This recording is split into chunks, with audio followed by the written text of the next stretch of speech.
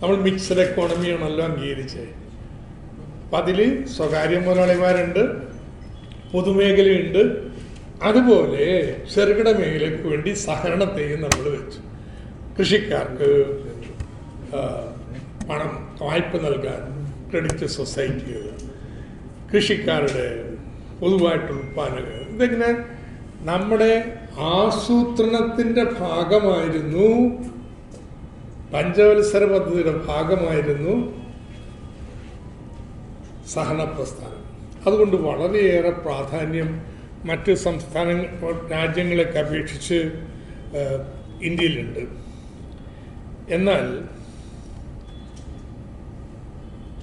Consumer സൊസൈറ്റികൾ മറ്റ് പല European രാജ്യങ്ങളിലെ പോലെ പ്രാധാന്യമില്ല. ഉണ്ട്, നമുക്ക് NCCF ഉണ്ട്, നാഷണൽ കൺസ്യൂമർ കോപ്പറേറ്റീവ് ശൃംഖല നാഷണൽ തലത്തിലുണ്ട്. സ്റ്റേറ്റ് തലത്തിൽ എല്ലാ സംസ്ഥാനങ്ങളിലും ഇവിടുത്തെ പോലെ കൺസ്യൂമർ ഫെഡ് ഉണ്ട്. അതിന് കീഴെ ജില്ലയിലുണ്ട് ഹോൾസെയിലുകൾ. അതിനും താഴത്ത്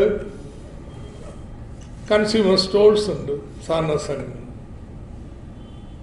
നമ്മുടെ സംസ്ഥാനത്ത് നന്നുപോലെ പറഞ്ഞ 1300 അല്ലേ സ്റ്റോറുകൾ. അത് നമ്മുടെ കൺസ്യൂമർ മൊത്തത്തിൽ നോക്കിയാൽ ലോകത്ത് ഏതാണ്ട് ഒരു 50,000 കോടി ഡോളറാണ്, രൂപയല്ല, ആണ്. കേരളമാണ് പിന്നെ വെച്ച് നോക്കുമ്പോൾ ഒന്ന് പിടിച്ചു നിൽക്കുന്നത്.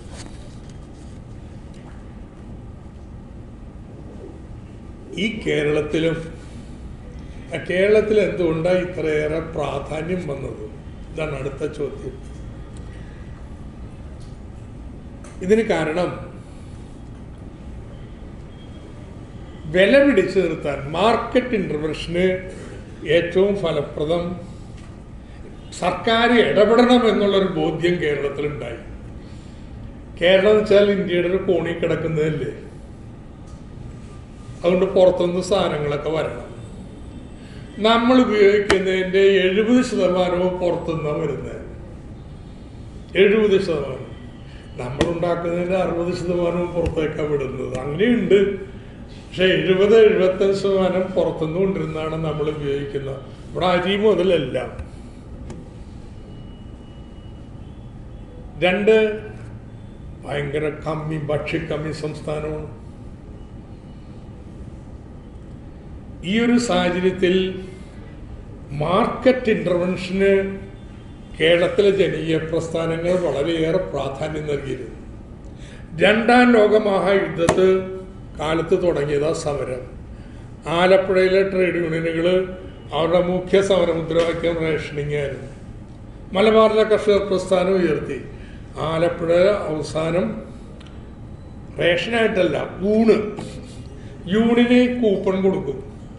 ഓരോ ദിവസവും 5000-10,000 കൂപ്പൺ വെച്ച് അത് സൗജന്യമായിട്ടല്ല, വില കുറച്ച് ഹോട്ടലിൽ നിന്ന് ഭക്ഷണം തൊഴിലാളിക്ക് കഴിക്കുക.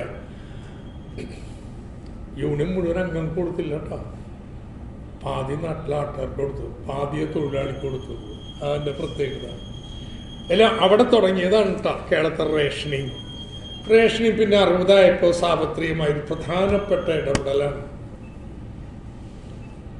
ആ റേഷൻ സമ്പ്രദായത്തിനോടൊപ്പം നമ്മൾ സർക്കാർ തന്നെ സിവിൽ സപ്ലൈസ് കോർപ്പറേഷൻ ഉണ്ട്, അവിടെ മാവേലി സ്റ്റോറും കാര്യങ്ങളും വന്നു.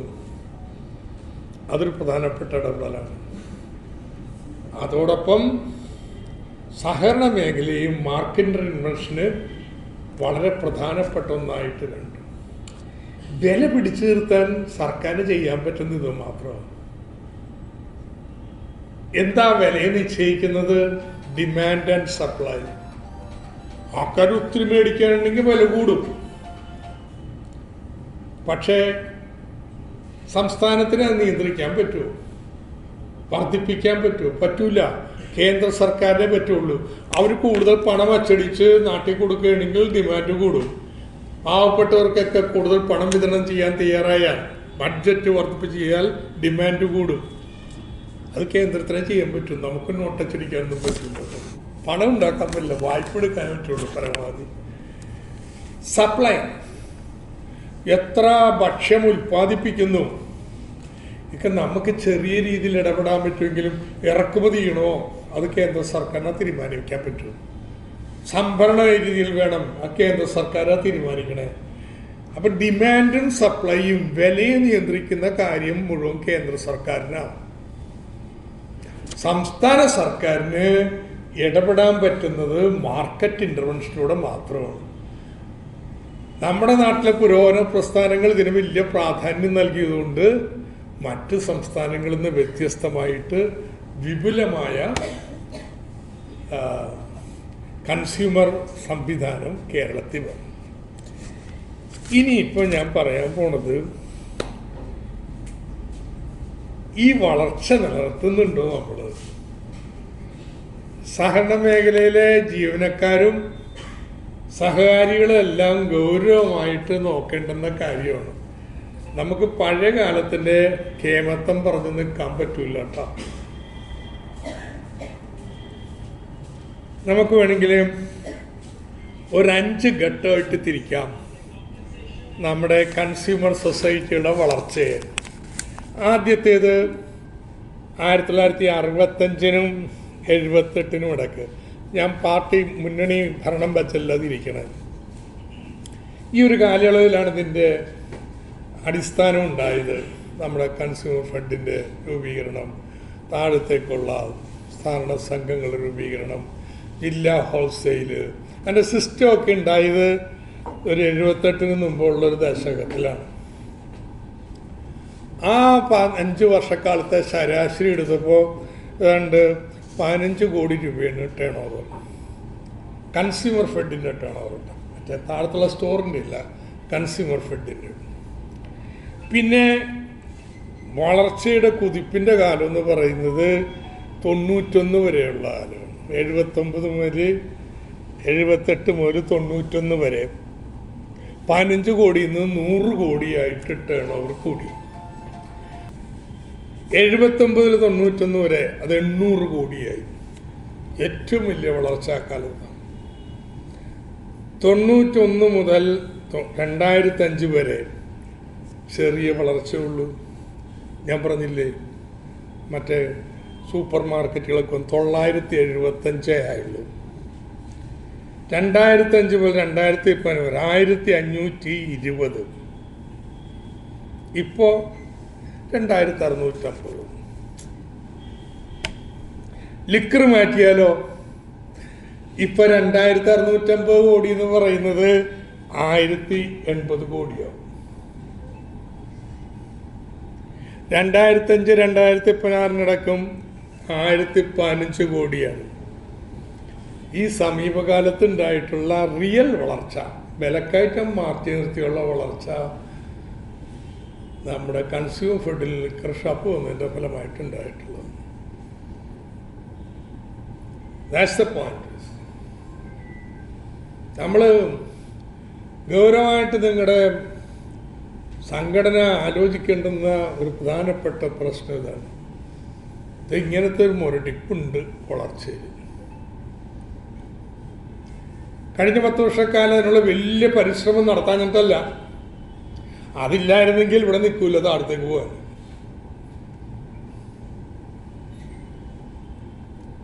എന്ന് വെച്ചാൽ നമ്മുടെ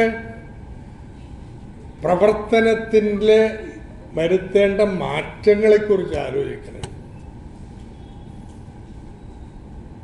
ഇനി ഇതിൻ്റെ ഒരു ഗൗരവം മനസ്സിലാക്കാൻ വേണ്ടിയിട്ട് കേരളത്തിലെ മൊത്തം ദേശീയ വരുമാനത്തിൽ എത്ര ശതമാനം വരും കൺസ്യൂമർ ഫെഡിൻ്റെ വിൽപ്പനയെന്ന് നോക്കാം. തുടങ്ങുമ്പോൾ 1 ലക്ഷം, 1%. രണ്ടാം ഘട്ടത്തിലും 1%. 91 മുതൽ 2005 വരെ അത് 1%-ൽ നിന്ന് 0.47 താന്നു. 2015-16 അത് 0.30 താന്നു. ഇപ്പോൾ അത് 2016-25 0.20. നമ്മുടെ രാജ്യത്ത് സംസ്ഥാനത്തുണ്ടാക്കിയിരിക്കുന്ന സാമ്പത്തിക വളർച്ചയുമായിട്ട് താരതമ്യപ്പെടുത്തുമ്പോൾ നമ്മുടെ പ്രാധാന്യം അത് 91 ശേഷം തുടർച്ചയായിട്ട് കുറയും. ഇനി ലിക്കർ കൂടി മാറ്റിയാലോ? 0.2% എന്നുള്ളത് 0.07% ചുരുങ്ങും.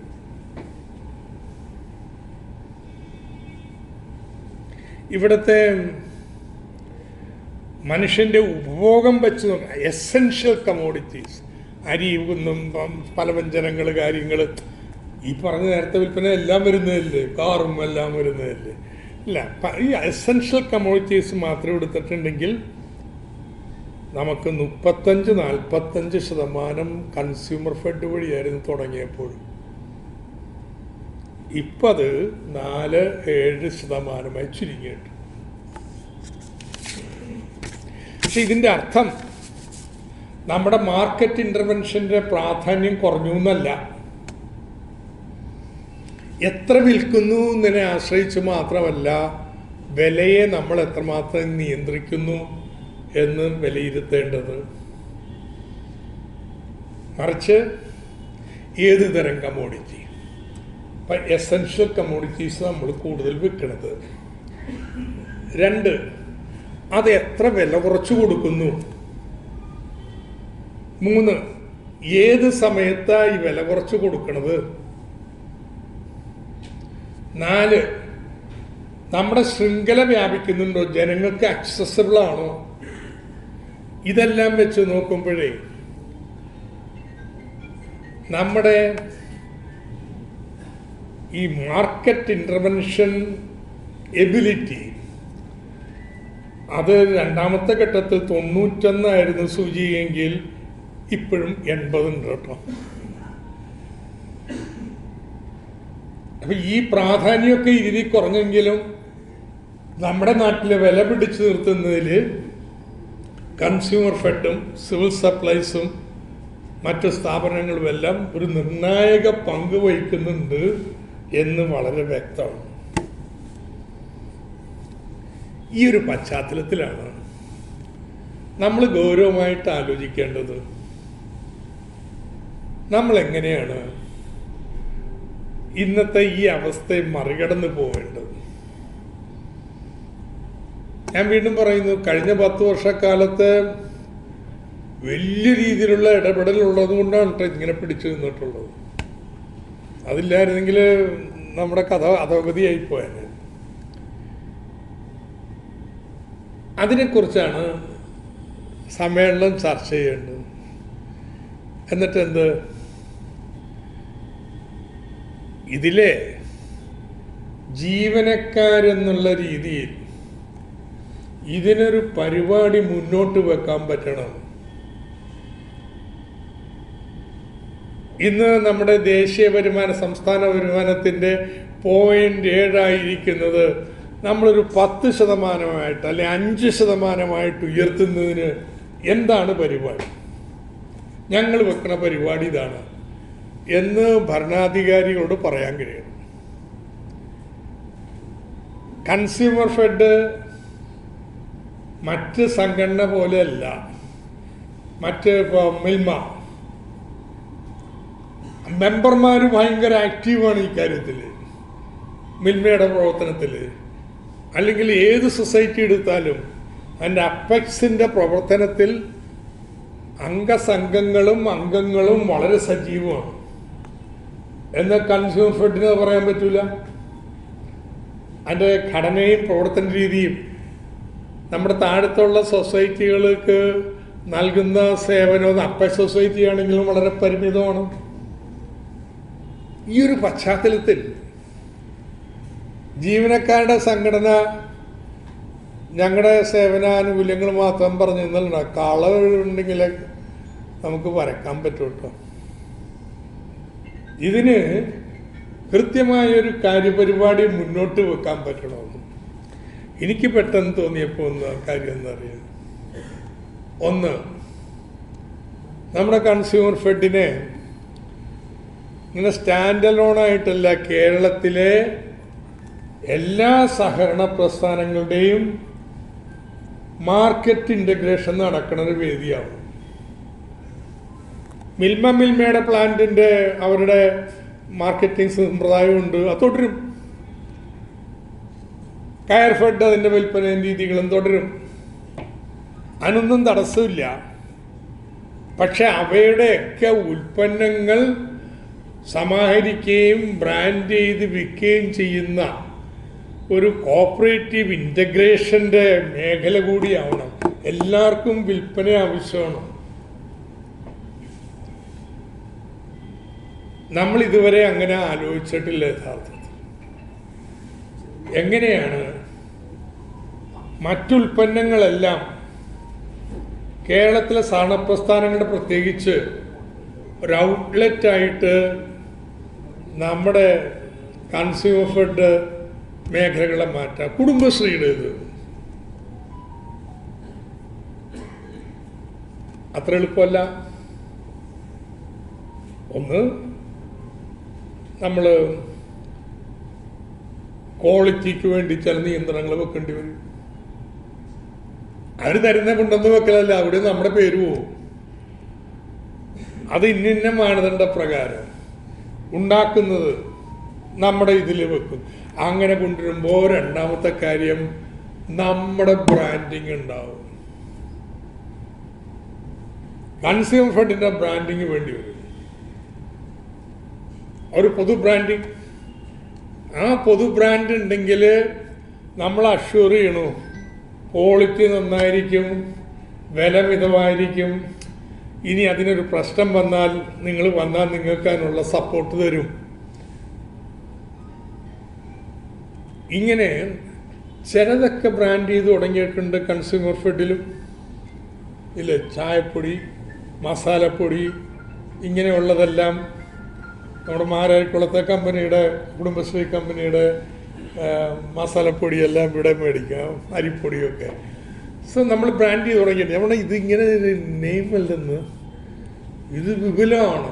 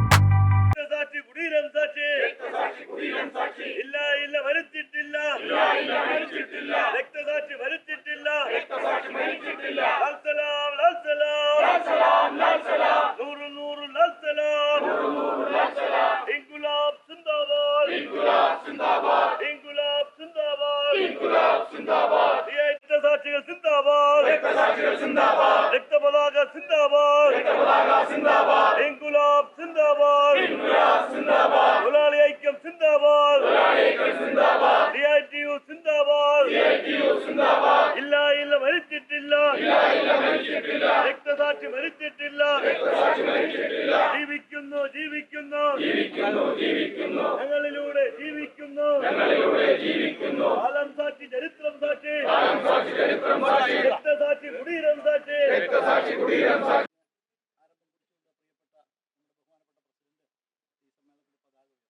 ഇൻകുലാബ് സിന്ദാബാദ്, CITU സിന്ദാബാദ്, പതാകെ ഉയർ പതാകെ, പാറുപതാകെ, ഇൻകുലാബ് സിന്ദാബാദ്, തൊഴിലാളി ഐക്യം സിന്ദാബാദ്, സംസ്ഥാന സമ്മേളനം സിന്ദാബാദ്, ഇൻകുലാബ് സിന്ദാബാദ്, രക്തസാക്ഷികൾ സിന്ദാബാദ്, രക്തപതാക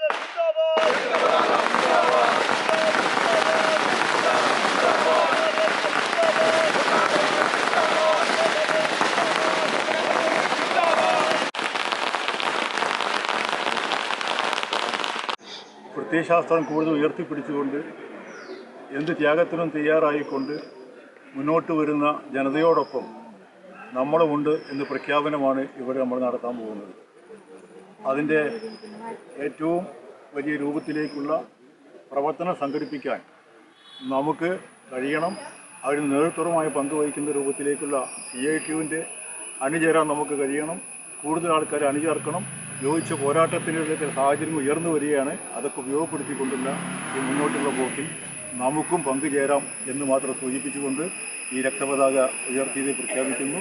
ഈ രക്തപതാക നമുക്ക് ആശയും ആവേശവും പകരട്ടെ എന്ന് ഞാൻ നിങ്ങളോട് അഭ്യർത്ഥിക്കുന്നു. ഇൻകുലാബ് സിന്ദാബാദ്, രക്തസാക്ഷികൾ സിന്ദാബാദ്, രക്തസാക്ഷി മരിച്ചിട്ടില്ല, ജീവിക്കുന്നു, ഞങ്ങളിലൂടെ ജീവിക്കുന്നു, ഇൻകുലാബ് സിന്ദാബാദ്, തൊഴിലാളി ഐക്യം സിന്ദാബാദ്, CITU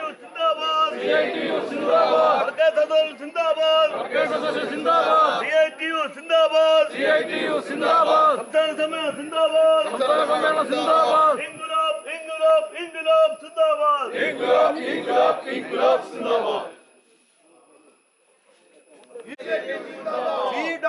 CITU സിന്ദാബാദ്. പോരാട്ടത്തിൽ നാളുകളിൽ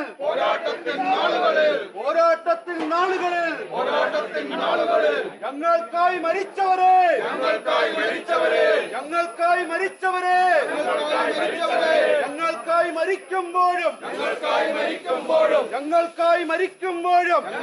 മരിക്കുമ്പോഴും അയ്യോ എന്ന് വിളിക്കാതെ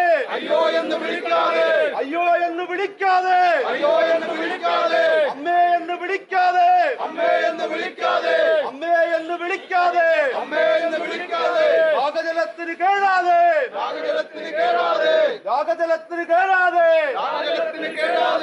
ഇൻകുലാബ് വിളിച്ചവരെ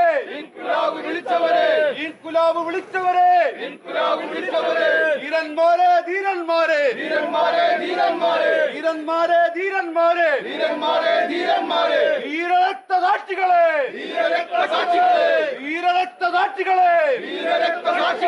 നിങ്ങൾ ഉയർത്തിയ മുദ്രാവാക്യം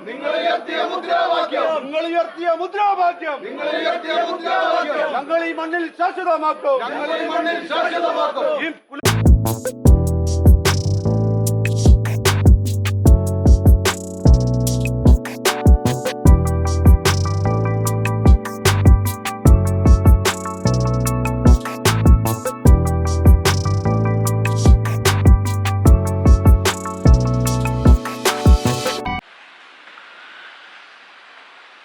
ബ്രിട്ടീഷ് പട്ടാളത്തിൻ്റെ വെടിയേറ്റു മരിച്ച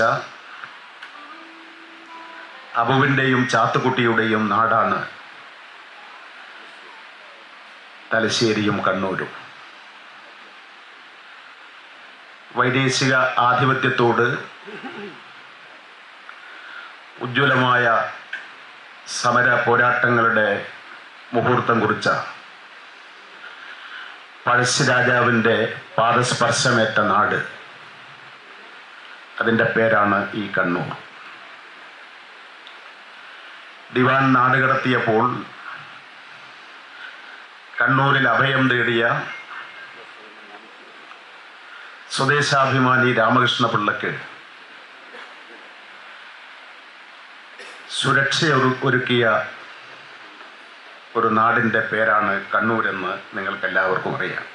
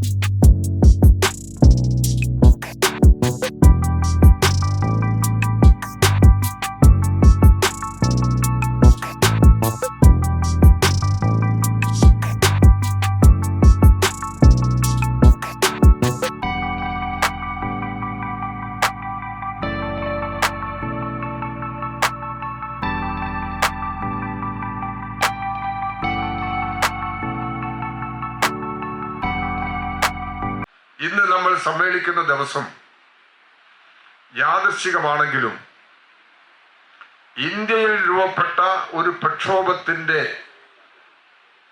വിജയം കുറിച്ച ദിവസമാണ് ഇന്നലെ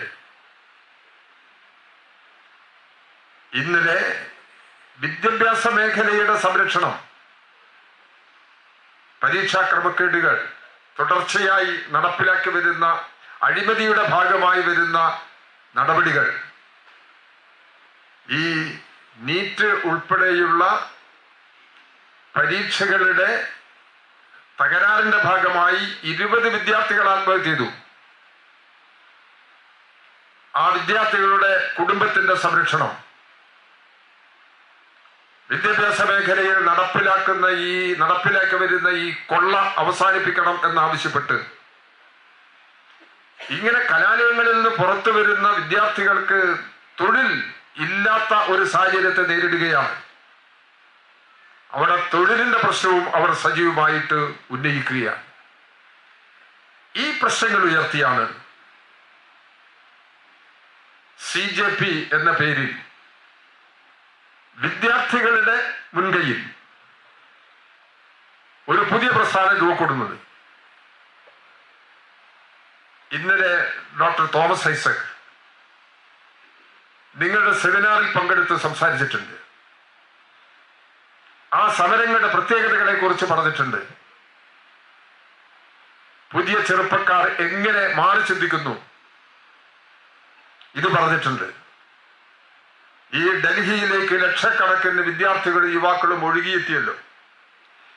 ഏതെങ്കിലും ഒരു സംഘടന ആസൂത്രണം ചെയ്തിട്ട് വന്നതാണോ? പിന്നീട് SFI, DYFI പോലുള്ള സംഘടനകൾ ഈ സമരത്തെ ശക്തിപ്പെടുത്തുന്നതിനു വേണ്ടി അതിശക്തമായ നിലയിൽ ഇന്ത്യയിൽ അണിനിരന്നിട്ടുണ്ട്. കേരളത്തിൽ DYFIയുടെ ഒരു ബാച്ച് വണ്ടിയിൽ ഇന്നലെ പുറപ്പെട്ടു. പക്ഷെ അവർക്ക് അവിടെ എത്തിച്ചേരാൻ കഴിഞ്ഞിട്ടില്ല. അതിനു മുമ്പ് തന്നെ സമരം അവസാനിച്ചിട്ടുണ്ട്. വിദ്യാർത്ഥികളുടെ വിവിധ വിഭാഗങ്ങൾ കേരളത്തിൽ തന്നെ പുറപ്പെടുന്നതിന് വേണ്ടിയുള്ള ഒരുക്കങ്ങൾ നടത്തിയിട്ടുണ്ട്. ഇന്ന് ഒരു വിഭാഗം പുറപ്പെടാൻ നിന്നതാണ്. അങ്ങനെ രാജ്യത്തിന്റെ നാനാഭാഗങ്ങളിൽ നിന്നും വിദ്യാർത്ഥികളും യുവജനങ്ങളും ഡൽഹിയിലേക്ക് ഒഴുകുകയാണ്. ഈ സമരത്തിന് പിന്തുണ കൊടുക്കുന്ന നിലപാട് SFIയും DYFIയും എടുത്തതോടുകൂടി ഇടതുപക്ഷ വിദ്യാർത്ഥി സംഘടനകളും യുവജന സംഘടനകളും ഒന്നിച്ചു ചേർന്നെടുത്തതോടുകൂടി ഈ സമരത്തീ ആളിപ്പടരുന്ന നിലയിലേക്ക് രാജ്യത്ത് വളർന്നു വരികയാണ് ഉണ്ടായത്. എത്ര ഭീകരമായിട്ടാണ് ഈ സമരങ്ങൾ നേരിട്ടത്, എത്ര ക്രൂരമായിട്ടാണ് ഈ സമരത്തെ നേരിട്ടത്. എല്ലാ നിലയിലും ലാത്തിയും തോക്കും ഗ്രനേഡും എല്ലാം ഉപയോഗിച്ച് ഈ സമരത്തിൽ പങ്കെടുക്കുന്നവരെ തുരത്തുന്നതിന് വേണ്ടിയുള്ള നടപടികൾ സ്വീകരിച്ചിട്ടും ഈ മർദ്ദനങ്ങൾക്കൊന്നും വിധേയമാകാതെ അടിച്ചടിച്ച് മുന്നോട്ട് പോകുന്ന നിലപാട് ഈ യുവസമൂഹം വിദ്യാർത്ഥികൾ സ്വീകരിക്കേണ്ടായി. ഇതൊരു പുതിയ അനുഭവമല്ലേ? ഈ നാടിന് പോലും ഒരു പുതിയ അനുഭവമല്ലേ? ഇതെന്താ വ്യക്തമാക്കുന്നത്? കീഴടങ്ങാൻ മനസ്സില്ല എന്ന നിലപാട്, എത്ര ദ്രോഹകരമായ നിലപാട് സ്വീകരിച്ചു കഴിഞ്ഞാലും അതിന് വഴങ്ങില്ല എന്ന നിലപാട് ഇന്ത്യയുടെ പ്രതീകമായി മാറി എന്നുള്ളതാണ് ഈ സമരത്തിന്റെ പ്രത്യേകത. ആത്മഹത്യക്കിരയാകേണ്ടി വന്ന വിദ്യാർത്ഥികളുടെ കുടുംബത്തിന് നഷ്ടപരിഹാരം നൽകാൻ തീരുമാനമായിട്ടുണ്ട്. 1 കോടിയാണ് ഒരു കുടുംബത്തിന് നൽകണം എന്ന് വിദ്യാർത്ഥികൾ ആവശ്യപ്പെട്ടത്. അത് കേന്ദ്ര ഗവൺമെന്റ് അംഗീകരിക്കുകയായിരുന്നു. ഈ സമരവുമായി ബന്ധപ്പെട്ട് ഏറ്റവും പ്രധാന കേന്ദ്രീകരണം ഉണ്ടായത് ഇന്ത്യയിലെ വിദ്യാഭ്യാസ വകുപ്പിന്റെ നിലപാടിനെ കുറിച്ചാണ്.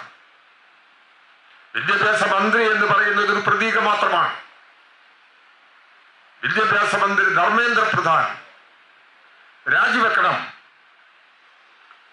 ഇതിനെതിരായിട്ടുള്ള നടപടികൾ സ്വീകരിക്കുന്നതിൽ പരാജയപ്പെട്ട ധർമ്മേന്ദ്ര പ്രധാൻ രാജിവെക്കണം, ഈ അഴിമതിയും ആക്രമണ സംഭവങ്ങളെയും തടയാൻ കഴിയാത്ത ധർമ്മേന്ദ്ര പ്രധാൻ രാജിവെക്കണം എന്ന മുദ്രാവാക്യമാണ് അവർ ഉയർത്തിയത്. ഇതിന് ജനങ്ങളെ സംഘടിപ്പിക്കുന്നതിന് നിലവിലുള്ള സാമൂഹ്യ മാധ്യമങ്ങൾ ഉപയോഗപ്പെടുത്തി അതിശക്തമായ മുന്നേറ്റം സൃഷ്ടിക്കാൻ കഴിഞ്ഞു എന്നുള്ളതാണ്. പരസ്പരം അറിയുക പോലുമില്ല. അങ്ങനെയുള്ള ലക്ഷ്യങ്ങളാണ് ഈ പ്രശ്നത്തിന്റെ അടിസ്ഥാനത്തിൽ അണിനിരന്ന് ഒരു പുതിയ ചരിത്രം സൃഷ്ടിച്ചത് എന്നുള്ളത് നമ്മൾ മനസ്സിലാക്കണം. ഇത് നമ്മുടെ മുമ്പിലുണ്ട്. ഇതൊരു പുതിയ അനുഭവമായിട്ട് മാറുകയാണ്. രാജ്യത്താകമാനം ഉയർന്നു വരുന്ന ഈ സാഹചര്യങ്ങളെല്ലാം വെച്ചുകൊണ്ട് ഇന്ത്യയിലെ കൃഷിക്കാർ, ഇന്ത്യയിലെ തൊഴിലാളികൾ നേരത്തെ തന്നെ സംഘടിത രൂപം കൈവരിച്ചിട്ടുണ്ടല്ലോ. ഇന്ത്യയിലെ കൃഷിക്കാർ നടത്തിയിട്ടുള്ള സമരം 500-ലധികം കർഷക സംഘടനകൾ ചേർന്ന കർഷക മോർച്ച. എന്താ പ്രധാനപ്പെട്ട പ്രശ്നം? കാർഷിക മേഖലയെ തകർക്കാൻ കാരണമായിട്ടുള്ള കേന്ദ്ര ഗവൺമെന്റിന്റെ കരിനിയമങ്ങൾ റദ്ദ് ചെയ്യണം. കൃഷിക്കാർക്കെതിരായ 3 നിയമങ്ങളാണ് വന്നത്. ഈ നിയമങ്ങൾ റദ്ദ് ചെയ്യണം എന്ന ആവശ്യമാണ് കൃഷിക്കാർ ഉന്നയിച്ചത്. കേന്ദ്ര ഗവൺമെന്റിന് ഇതിനോട് മുഖം തിരിച്ചു നിൽക്കാൻ അധികകാലം കഴിഞ്ഞില്ല. സമരം 1 വർഷത്തിലധികം നീണ്ടുപോയി. അത്തരമൊരു ഘട്ടത്തിൽ ഇന്ത്യൻ തൊഴിലാളി വർഗവും ഈ സമരവുമായി ചേരുന്ന നിലവന്നു. കൃഷിക്കാരുമായി കൈകോർത്ത് തൊഴിലാളികളും സമരമുഖത്ത് വന്നു. അവരുന്നയിച്ച ഈ കൃഷിക്കാരുടെ മുദ്രാവാക്യങ്ങളോട് ഐക്യദാർഢ്യം പ്രകടിപ്പിച്ച് രാജ്യമാകെ ഇങ്ങനെ ഒരു അവസ്ഥയിലേക്ക് വരുന്നു എന്ന് കണ്ടപ്പോഴാണ് അതിന് കൂടിയാലോചനയ്ക്ക് കേന്ദ്ര ഗവൺമെന്റ് തയ്യാറായി. കേന്ദ്ര ഗവൺമെന്റ് കൂടിയാലോചനയ്ക്ക് തയ്യാറായി തീരുമാനത്തിലെത്തി. ഈ നടപടികളിലേക്ക് കേന്ദ്ര ഗവൺമെന്റ് മാറിയത് 2 പ്രശ്നങ്ങൾ ഇതുവരെയും നടപ്പിലാക്കിയിട്ടില്ല. അതിലൊന്ന് ഡോക്ടർ സാമിലാക്കിയിട്ടില്ല. രണ്ടാമത്തെ പ്രശ്നം വൈദ്യുതിയാണ്. ഇതിൽ നിന്ന് കൺസ്യൂമർ ഫണ്ടിനെ വീണ്ടെടുക്കാൻ ഇടതുപക്ഷ ജനാധിപത്യ മുന്നണി ഗവൺമെന്റ് അധികാരത്തിൽ വന്നതിന് ശേഷം സ്വീകരിച്ച നടപടികൾ നിങ്ങൾക്കും അനുഭവമുള്ളതാണ്. ഒരു അഴിമതിക്കും കൂട്ടുനിൽക്കുന്ന നിലപാട് ഒരു തൊഴിലാളിയും സ്വീകരിക്കാൻ പാടില്ലാത്തതാണ്. ജോലി ചെയ്യുന്ന ആരും അഴിമതിക്ക് അനുകൂലമായ നിലപാടുകൾ സ്വീകരിക്കാൻ പാടില്ല. അപ്പം അഴിമതിക്കെതിരായ കർശനമായ സമീപനം എടുത്തുകൊണ്ട് മാത്രമേ കൺസ്യൂമർ ഫെഡിനെ രക്ഷിക്കാൻ കഴിയുള്ളൂ. ആരുടെയെങ്കിലും താൽക്കാലികമായ സാമ്പത്തിക നേട്ടത്തെ കരുതി അഴിമതിയിലേക്ക് പോയാൽ ഈ സ്ഥാപനം തകരും എന്ന് കൺസ്യൂമർ ഫെഡിലെ പഴയകാല അനുഭവങ്ങൾ തെളിയിച്ചിട്ടുണ്ട്. അതുകൊണ്ട് അത്തരം നീക്കങ്ങൾക്കെതിരായി ശക്തമായ നിലപാടെടുത്ത് നമുക്ക് മുന്നോട്ട് പോകാൻ സാധിക്കണം എന്ന് ഈ സന്ദർഭത്തിൽ നിങ്ങളുടെ ശ്രദ്ധയ്ക്ക് വേണ്ടി പ്രത്യേകമായി ചൂണ്ടിക്കാണിക്കുകയാണ്. ഇപ്പോൾ അധികാരത്തിലേക്ക് വന്ന ഗവൺമെന്റ് അഴിമതിക്ക് അനുകൂലമായ നിലപാട് സ്വീകരിക്കുന്ന ഗവൺമെന്റാണ്. ഈ ഗവൺമെന്റ് കേരളത്തിൽ അധികാരമേറ്റെടുത്തതിന് ശേഷം 2 മാസം കഴിഞ്ഞു. ഈ 2 മാസ കാലയളവിനുള്ളിൽ കേരള ഗവൺമെന്റ് നടത്തിയ പ്രവർത്തനങ്ങൾ കേരളം നേടിയെടുത്തിട്ടുള്ള നേട്ടങ്ങളെ തകർക്കുന്ന നിലയിലാണ്. അത് ചരിത്രത്തിൽ ഇന്നേ വരെ കേട്ടുകേൾവി പോലും ഇല്ലാത്ത നിലയിൽ ഈ 2 മാസക്കാലത്തെ ഭരണം മാറിയിട്ടുണ്ട്. ഇതിൽ ഒരു പ്രധാനപ്പെട്ട പ്രശ്നം ഈ കഴിഞ്ഞ തെരഞ്ഞെടുപ്പും പിന്നീട് രൂപപ്പെട്ട സാഹചര്യങ്ങളും ഇപ്പോൾ കേരളത്തിലെ ഗവൺമെന്റ് തുടരുന്നതുമായി ബന്ധപ്പെട്ട നിലപാടുമായി ബന്ധപ്പെടുത്തി നമ്മൾ ശ്രദ്ധിക്കേണ്ടുന്ന ഒരു പ്രശ്നം BJPയുമായുള്ള സന്ധി ചെയ്യലാണ്. കേരളത്തിലെ UDF ഗവൺമെന്റ് സ്വീകരിക്കുന്ന വിവിധ നടപടികളിലൂടെ BJPയുടെ രാഷ്ട്രീയ നിലപാടുമായും സാമ്പത്തിക നയങ്ങളുമായും ചേർന്ന് പോകുന്ന അത്യധികം ആപൽക്കരമായ ഒരു സ്ഥിതിവിശേഷം കേരളത്തിൽ രൂപപ്പെട്ടു വന്നിട്ടുണ്ട്. ഇത് തൊഴിലാളികൾ മനസ്സിലാക്കണം. ആ ആപത്തിൽ നിന്ന് തൊഴിലാളികളെ രക്ഷിക്കണം, ജനങ്ങളെ രക്ഷിക്കണം, നാടിനെ രക്ഷിക്കണം. അതിന് സഹായകരമായ നിലപാട് നമ്മൾ സ്വീകരിച്ച് മുമ്പോട്ട് പോകണം എന്നുള്ളതാണ്. ഈ കഴിഞ്ഞ തെരഞ്ഞെടുപ്പ് നടന്നപ്പോൾ കേരളത്തിൽ 30 അസംബ്ലി മണ്ഡലങ്ങളിൽ UDF വിജയിച്ചത് 30 അസംബ്ലി മണ്ഡലങ്ങളിൽ UDF വിജയിച്ചത് BJPയുടെ സഹായത്തോടു കൂടിയാണ്. കേരളത്തിൽ BJPക്ക് 3 സീറ്റ് കിട്ടി. ആ 3 സീറ്റ് കിട്ടിയ മണ്ഡലങ്ങളിൽ 2ാം സ്ഥാനത്ത് നിൽക്കാൻ പോലും UDFന് കഴിഞ്ഞിട്ടില്ല. UDF പറകിൽ പോയി. അപ്പൊ BJP ജയിച്ച മണ്ഡലങ്ങളിലും UDF ജയിച്ച മണ്ഡലങ്ങളിലുമുള്ള ഈ അനുഭവങ്ങൾ പരിശോധിച്ചു കഴിഞ്ഞാൽ BJPയും UDFും തമ്മിലുള്ള പരസ്പര ധാരണ തെരഞ്ഞെടുപ്പിൽ എത്രത്തോളം സ്വാധീനം ചെലുത്തി എന്നുള്ളത് നമുക്ക് മനസ്സിലാക്കാൻ കഴിയുന്നതാണ്. അത്തരം നീക്കങ്ങൾ ഉണ്ടാവാനിടയുണ്ട്. അങ്ങനെ വന്നു കഴിഞ്ഞാൽ തൊഴിലാളി വർഗമാകെ ഒന്നിച്ചു നിൽക്കാതെ ഈ പ്രശ്നങ്ങൾക്കൊന്നും പരിഹാരമില്ല. ഒരു സ്ഥാപനത്തിന്റെ പ്രശ്നം ആ സ്ഥാപനത്തിലെ തൊഴിലാളികൾക്ക് മാത്രം പരിഹാരം കാണാൻ കഴിയാവുന്ന അവസ്ഥയല്ല ഇപ്പോഴുള്ളത്. അത് മാറിയിട്ടുണ്ട്. അപ്പൊ തൊഴിലാളികളുടെ കൂട്ടായ്മ, യോജിപ്പ് ഇതുപോലുള്ള പ്രശ്നങ്ങൾ ഉണ്ടാകണം എന്നുള്ളതിന്റെ അടിസ്ഥാനത്തിൽ ശക്തമായ സമീപനം നമ്മൾ സ്വീകരിക്കണം. നമ്മുടെ മനസ്സിൽ, നമ്മുടെ ധാരണകളിൽ മാറ്റം വരുത്തണം. ഈ ചെറുത്തുനിൽപ്പിന്റെ മനോഭാവമായിട്ട് നമുക്ക് ഉയർന്നു നിൽക്കാൻ കഴിയണം. അപ്പൊ ഇപ്പൊ കൺസ്യൂമർ ഫെഡിൽ വന്നിട്ടില്ലെങ്കിൽ പോലും കൺസ്യൂമർ ഫെഡിലും ഇതുപോലുള്ള നീക്കങ്ങൾ വരാനിടയുണ്ട്. ഇപ്പം KSRTCയുടെ വിഷയം ഞാൻ പറയാം. KSRTCയിലെ ഹെഡ് ഓഫീസിൽ 21 ജീവനക്കാരെ സ്ഥലം മാറ്റി. മിനിസ്ട്രിയൽ ജീവനക്കാർ ഭരണപരമായ സൗകര്യത്തിന് വേണ്ടിയാണ് മാറ്റിയത് എന്നാണ് പറഞ്ഞത്. അവസാനം ഈ പ്രശ്നത്തിൽ ഈ സ്ഥലം മാറ്റം ലഭിച്ചതിൽ ഒരു സ്ത്രീ അവിടുത്തെ യൂണിറ്റ് പ്രസിഡന്റായി പ്രവർത്തിക്കുന്നവരാണ്. അവരെ സ്ഥലമാറ്റം ഒഴിവാക്കാം എന്ന് മന്ത്രി പറഞ്ഞു. മന്ത്രി പറഞ്ഞ് MDയെ വിളിച്ചു ചേർത്ത് ആ സ്ഥലമാറ്റം ക്യാൻസൽ ചെയ്യാൻ പറഞ്ഞു. പക്ഷെ ക്യാൻസൽ ചെയ്യാൻ പറ്റിയില്ല. സ്ഥലമാറ്റം ക്യാൻസൽ ചെയ്യാൻ കഴിയാതെ വന്നത് ആ സ്ഥാപനത്തിലെ INTUCയുടെ സമ്മർദ്ദമാണ്. INTUC സമ്മർദ്ദം ചെലുത്തിയപ്പോൾ മന്ത്രിയുടെ നിർദ്ദേശങ്ങളും ഇല്ലാതായി. എന്താ ഭീഷണി? ജോലി തുടരണമെന്നുണ്ടെങ്കിൽ പറഞ്ഞതിനനുസരിച്ച് ചെയ്തോളണം. ഇതാണ് നിലപാട്. ഇതിന്റെ ഭാഗമായി കേരളത്തിലെ നിരവധി സ്ഥാപനങ്ങൾ ഇതുണ്ട്. അവസാനം ഇപ്പോൾ അവിടെ നടക്കുന്ന സമരം ഇന്നലെ ഒത്തുതീർപ്പിലെത്തി. ഇന്നലെ രാത്രി ഒത്തുതീർപ്പിലെത്തി. നോംസിന് വിരുദ്ധമായിട്ടുള്ള ട്രാൻസ്ഫർ ഭാവിയിൽ നടത്തില്ല എന്ന് പറഞ്ഞിട്ടുണ്ട്. അതുപോലുള്ള പ്രശ്നങ്ങളുണ്ട്. ഗതാഗത വകുപ്പാണ് ഇതെല്ലാം സ്ഥാപനം നടപ്പിലാക്കാൻ. സർവീസ് മേഖലയിൽ NGO യൂണിയൻ 10 ദിവസം തുടർച്ചയായിട്ട് സമരം നടത്തിയില്ലേ? അവസാനം മന്ത്രി സമരപന്തലിൽ പോയിട്ട് ധാരണയിലെത്തി സമരം അവസാനിപ്പിച്ചു. എന്താ കാരണം? അനധികൃതമായിട്ടുള്ള സ്ഥലമാറ്റമാണ്. നോംസിനെതിരായി വന്ന സ്ഥലമാറ്റമാണ്. ആ സ്ഥലമാറ്റത്തിന്റെ പ്രശ്നം നിങ്ങളുടെ ഇടയിൽ ഒരു ഗവൺമെന്റ് സ്ഥാപനം എന്നുള്ള നിലയിൽ നടപ്പിൽ സഹകരണ സ്ഥാപനമാണ്. സഹകരണ സ്ഥാപനമാണെങ്കിലും ഗവൺമെന്റിന്റെ നിയന്ത്രണത്തിലാണ്. അപ്പൊ ആ നിലയിൽ ഇത്തരം നടപടികളെല്ലാം ഗവൺമെന്റിന്റെ ഭാഗത്തുനിന്ന് വിവിധ മേഖല നടന്നുകൊണ്ടിരിക്കുന്നുണ്ട്. നിരവധി ജീവനക്കാരെ പിരിച്ചുവിട്ട് കഴിഞ്ഞിട്ടുണ്ട്. പല സ്ഥാപനങ്ങളിലും ജോലി ചെയ്യുന്ന, താൽക്കാലിക അടിസ്ഥാനത്തിൽ ജോലി ചെയ്യുന്ന ജീവനക്കാരെ പിരിച്ചുവിട്ടിട്ടുണ്ട്. അവിടെ സാധിക്കുന്ന മേഖലകളിലെല്ലാം അപ്പോൾ തന്നെ അതിനെതിരായിട്ടുള്ള ചെറുത്തുനിൽപ്പ് നമ്മൾ സംഘടിപ്പിക്കണം. ആ ചെറുത്തുനിൽപ്പിന്റെ ഭാഗമായി പ്രശ്നത്തിന് പരിഹാരം ഉണ്ടാക്കി മുമ്പോട്ട് പോകാൻ കഴിയത്തക്ക സമീപനം ഇപ്പോൾ നമ്മൾ സ്വീകരിച്ചിട്ടുണ്ട്. ഭാവിയിൽ വരുന്ന സാഹചര്യങ്ങൾക്കനുസൃതമായി തുടർന്ന് എന്ത് നിലപാട് സ്വീകരിക്കണം എന്നതിനെ സംബന്ധിച്ചെല്ലാം പിന്നീട് നമുക്ക് ആലോചിച്ച് നിശ്ചയിക്കാൻ കഴിയുന്നതാണ്. ഇന്ന് കേരള ഗവൺമെന്റ് നടത്തിക്കൊണ്ടിരിക്കുന്ന മറ്റൊരു പ്രധാനപ്പെട്ട അഴിമതിയാണ് മദ്യത്തിന്റെ വിപണനവുമായി ബന്ധപ്പെട്ട പ്രശ്നം. നിങ്ങളുടെ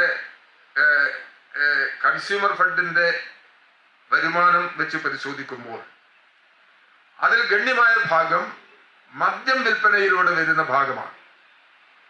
ഇന്നലെ ഐസക്കിന്റെ സ്റ്റേറ്റ്മെന്റ് ഇന്ന് പത്രത്തിൽ വായിക്കാൻ കഴിഞ്ഞത് 2000 കോടി രൂപ ഒരു മാസം വിറ്റുവരവ്. 2000 കോടി എന്ന് പറയുമ്പോൾ അതിൽ എത്രയാ മദ്യം? 1200 കോടി. 800 കോടിയേ ബാക്കിയുള്ളൂ. പിന്നെ നമ്മൾ ജനങ്ങൾക്ക് ആവശ്യമായ നിത്യാവശ്യ സാധനങ്ങളാണല്ലോ ഇതിലൂടെ വിതരണം ചെയ്യുന്നത്. അപ്പൊ കൊണ്ടുവന്നൊരു പ്രശ്നം, ഒരു പരിഷ്കരണം എന്താക്കണം? കേരളത്തിലെ ഗവൺമെന്റ് മദ്യം ഉൽപ്പാദിപ്പിക്കുന്നത് സ്പിരിറ്റ് ഉപയോഗിച്ചുകൊണ്ടാണ്. സ്പിരിറ്റ് ഉപയോഗിച്ച് ഉണ്ടാക്കുന്ന ഇന്ത്യൻ നിർമ്മിത വിദേശ മദ്യത്തിനാണ് 251% ടാക്സ് നിശ്ചയിച്ചിരിക്കുന്നത്. 251%. അപ്പൊ ട്രേഡ് യൂണിയൻ ജനാധിപത്യത്തിന് വിധേയമായി പ്രവർത്തിക്കുക. നമ്മളെ ജനാധിപത്യം എങ്ങനെയാ? യൂണിയൻ ഒരു തീരുമാനം എടുക്കുക, ആ തീരുമാനത്തിനെതിരായിട്ട് അപ്പുറത്ത് പോയിട്ട് വേറെ തൊഴിലാളികളോട് സംസാരിക്കുക, പരസ്പരം കുശുകുശിക്കുക, ഗ്രൂപ്പ് പ്രവർത്തനം നടത്തുക. ഇങ്ങനെയുള്ള പ്രവർത്തനം നമ്മളെ ചില യൂണിയനുകളിൽ ചില സമയത്ത് വരാറുണ്ട്. നിങ്ങളുടെ അടുത്തുണ്ടോ എന്ന് എനിക്കറിയില്ല, അങ്ങനെ വരാറുണ്ട്. അവിടെയാണ് നമ്മളെ വൈദഗ്ധ്യം തെളിയിക്കുന്നത്. യൂണിയനെ എങ്ങനെ ശക്തിപ്പെടുത്താൻ കഴിയും, യൂണിയനെ ഈ തെറ്റുകളിൽ നിന്ന് എങ്ങനെ മോചിപ്പിക്കാൻ കഴിയും. നമ്മളെ തൊഴിലാളികൾ പല ധാരണയിലുള്ളവരായിരിക്കല്ലോ. ചിലപ്പോൾ ചില തെറ്റ് വന്നത് വരും. തെറ്റ് വന്നാൽ തെറ്റ് തള്ളികളയല്ല, അവരെ തിരുത്തിക്കാൻ സഹായകരമായ നിലപാട് സ്വീകരിക്കണം, അവരിടപെടണം. അങ്ങനെയുള്ള ഇടപെടൽ യൂണിയന്റെ സംഘടനാപരമായ പ്രവർത്തനങ്ങളിൽ ഉണ്ടാവണം. അങ്ങനെ വന്നു കഴിഞ്ഞാൽ നമുക്ക് സംഘടന ശക്തിപ്പെടുത്താൻ കഴിയും. കൺസ്യൂമർ ഫെഡിലെ എല്ലാ ജീവനക്കാരുടെയും താല്പര്യങ്ങൾ സംരക്ഷിക്കുന്ന ഒരു പ്രസ്ഥാനമായി ഇവിടുത്തെ CITU മാറിക്കഴിഞ്ഞാൽ മറ്റിതര യൂണിയനിൽപ്പെട്ടവരെയും CITUവിലേക്ക് ആകർഷിക്കാൻ കഴിയും. മറ്റിതര യൂണിയനിൽപ്പെട്ട തൊഴിലാളികളെയും സന്ദർശിക്കണം, അവരുടെ വീടുകളിൽ പോയി കാണണം. അങ്ങനെ കണ്ട് സംസാരിച്ച് ഇപ്പോഴും ഒരു പ്രശ്നമുണ്ട്. ഇപ്പൊ അവര് അത് വളരെ ഭീകരമായി നമുക്കെതിരായ നിലപാടുകൾ എടുക്കാൻ പോകുന്ന ഒരു സന്ദർഭമാണിത്. അപ്പൊ അതുപോലുള്ള ചില പ്രശ്നങ്ങൾ ഉണ്ടെങ്കിൽ മാസങ്ങൾ കഴിഞ്ഞാൽ ആ നിലപാടിനൊക്കെ മാറ്റം വരും. അങ്ങനെ വന്നു കഴിഞ്ഞാൽ നമ്മുടെ സൗഹൃദ അന്തരീക്ഷം, ഈ തൊഴിലാളികളുമായി ജോലി ചെയ്യുന്നവരുമായിട്ടുള്ള സൗഹൃദ അന്തരീക്ഷം ശക്തിപ്പെട്ട് കഴിഞ്ഞാൽ നമുക്ക് നമ്മുടെ സംഘടനാ മെമ്പർഷിപ്പ് നിലവിലുള്ള ജീവനക്കാരെ തന്നെ സംഘടനയ്ക്കകത്ത് പരമാവധി കൊണ്ടുവരാൻ സഹായകരമായ നിലയിൽ നമുക്ക് മുമ്പോട്ട് പോകാൻ കഴിയും. അത്തരമൊരു പ്രവർത്തന ശൈലി സഖാക്കൾ സ്വീകരിക്കണം എന്നുകൂടി അഭ്യർത്ഥിച്ചുകൊണ്ട് ഈ സമ്മേളനത്തിന്റെ ഔപചാരികമായ ഉദ്ഘാടനം നിർവഹിക്കുന്നു. അഭിവാദ്യം.